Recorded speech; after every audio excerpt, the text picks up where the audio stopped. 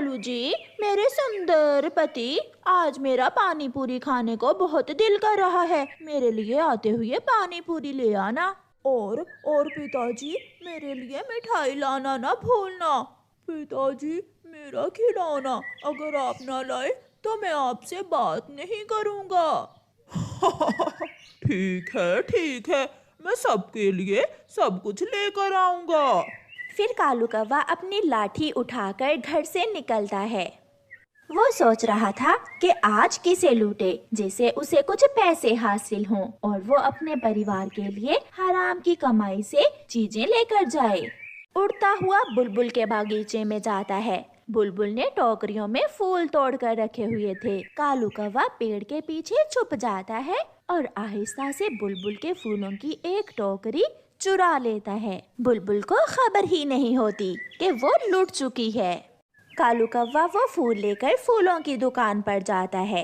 भाई जी, ये फूल रख लें और मुझे पैसे दे दें। ऐसे कालू कौवा फूल बेचता है और अपनी पत्नी के लिए पानी पूरी लेता है। बड़े बेटे जग्गू के लिए मिठाई और छोटे बेटे बग्गू के लिए खिलौना। सब चीजें ले लेने के बाद कालू कौवा बहुत खुश था। मैंने कर लिया जैसे भी किया, मगर मैंने अपने परिवार को खुश करने के लिए सारी चीजें ले ली। छोटी चिड़िया सारा दिन जंगल में लकड़ियाँ काटती। सारा दिन मेहनत करने के बाद चिड़िया वो लकड़ियाँ बेचकर अपने बच्चों के लिए खाना लेकर जाती। मम्मा, आज खाना बहुत कम है, क्या आपने खा लिया है खाना?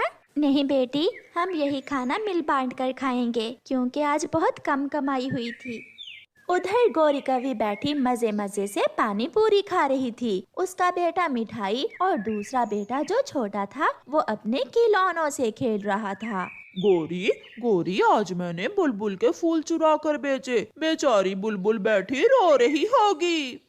मम्मा, आज आप मेरे लिए खाना क्यों नहीं लाई हैं? बेटी, मुझे माफ करना, मगर मैं मजबूर थी। किसी बुरे पक्षी ने आज मेरे तोड़े हुए फूल चुरा लिए, इसलिए आज मैं कुछ भी ना कमा सकी। सारा दिन मेहनत से वो फूल तोड़े थे मैंने। मम्मा, चोर अंकल को हम गरीबों पर दया नहीं आती क्या?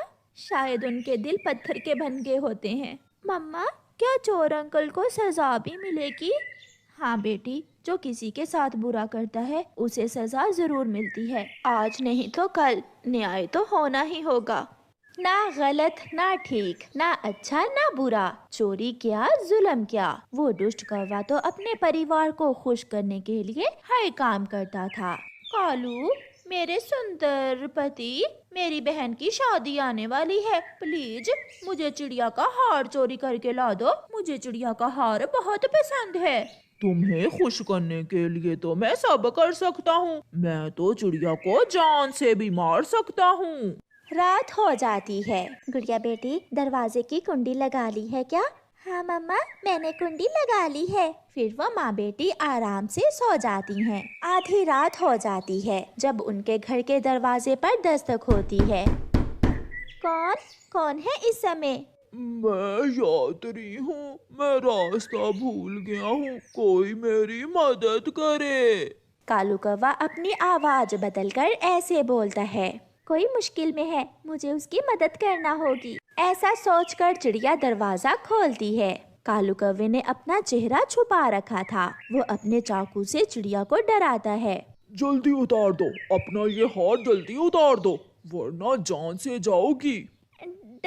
डाकू जी, ना, मुझे ना मारना, मैं अभी ये हार आपको दे देती हूँ। जल्दी करो, मुझे कोई और काम भी है।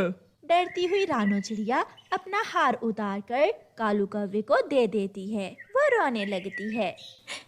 ये हार मेरी माँ की आखिरी निशानी थी मेरे पास, आपने ये भी छीन ली मुझसे। चल भाग, अंदर जाओ, वरना। चिड़िया जल्दी से घर के अंदर चली जाती है।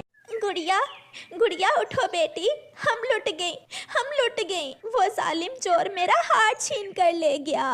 मम्मा, शांत हो जाएं, यहाँ तो कोई नहीं है। वो भेस बदल कर आया था और मैं धोखे में आ गई। मेरी माँ की निशानी। मेरा कालू जी, तुम आगे, हार कहाँ है? तुम जाग रही हो अभी तक? कालू जी, मुझे नींद कहाँ आती है। जब तुम चोरी करने जाते हो तो मैं पीछे से तुम्हारी सुरक्षा के लिए प्रार्थना करती रहती हूँ। अब जल्दी से मुझे चिड़िया का हार दे दो। फिर कालू कौवा गोरी को चिड़िया का छीना हुआ हार दे देता है, जिसे देखकर गोरी कौवी बहुत खुश हो जाती है। दिन गुजरते के और फिर कौवे के बेटे जवान हो जाते हैं। बड़ा बेटा जग्गू एक कौवी से शादी कर लेता है। पत्नी जी, मैं अभी मम्मा पापा को बता कर आता हूँ, तुम मेरा यही इंतजार करना। जल्दी आना पति जी, मेरी माँ हमारा इंतजार कर रही होगी। जग्गू घर जाता है। माँ, मैंने शादी कर ली है और आज से मैं अपने ससुराल वालों के साथ ही रहा करूँगा। जग्गू बेटा, ये तुम क्या कह रहे हो? कुछ सोचो तो। माँ, चिंता ना करें, मैंने सब सोच समझ कर ही किया है। जग्गू वहाँ से चला जाता है। कालू कौवा जब शाम को घर आता है तो उसकी पत्नी उसे बताती है, अच्छा ही हुआ, कुछ बोझ कम हुआ मेरा। मैं भी अब चोरियां कर कर के थक गया हूँ। कुछ दिन और है, जब बग्गू की शादी हो जाएगी तो मैं चोरियां छोड़ दूंगा। तो क्या मुझे भूखी मारोगे? थोड़ी बहुत चोरी अपनी पत्नी के लिए कर लिया करना। ऐसे ही दूसरे दिन कालू कौवा रात को कबूतर की मिठाई की दुकान में घुस जाता है और उसके सारे ही लड्डू चुरा कर घर ले आता है।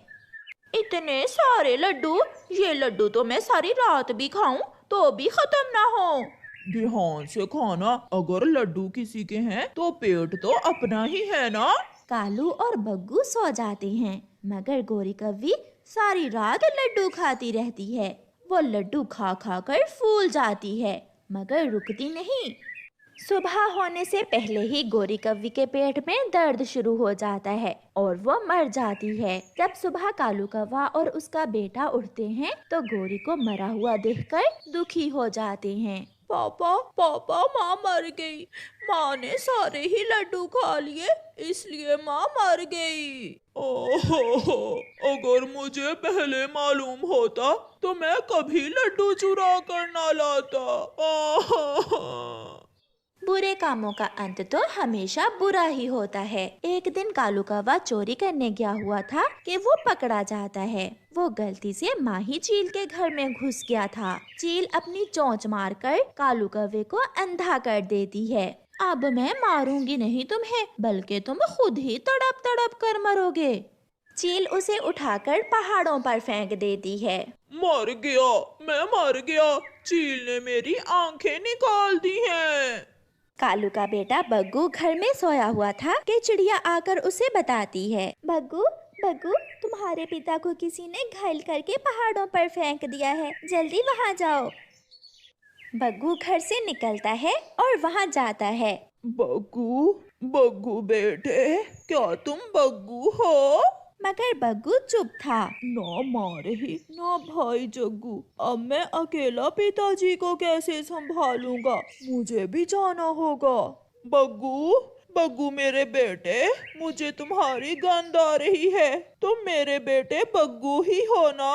मगर बग्गू कुछ बोले बिना वहाँ से चला जाता है और कालू कौवा वहीं तड़प तड़प कर मर जाता है। कालू कौवे ने अपने परिवार को खुश करने के लिए सारी जिंदगी बुरे काम किए, मगर आज इस समय उसके पास कोई भी न था। प्यारे दोस्तों, इस कहानी से हमें सीख मिलती है कि बुरे काम का अंत हमेशा बुरा होता है। और प्यारे दोस्तों, इस कहानी को लाइक, अपने दोस्तों के साथ शेयर और चैनल को सब्सक्राइब करना बिल्कुल मत भूलना।